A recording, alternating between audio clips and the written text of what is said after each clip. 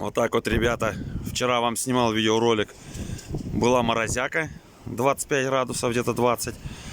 А сегодня вот такая вот пурга стоит. Дует конкретно. Метель. Не знаю, на камеру видно, не видно. Но там за посадкой он все белое. Вон что творится. Вот такая погодка. А завтра утром минус 18 снова.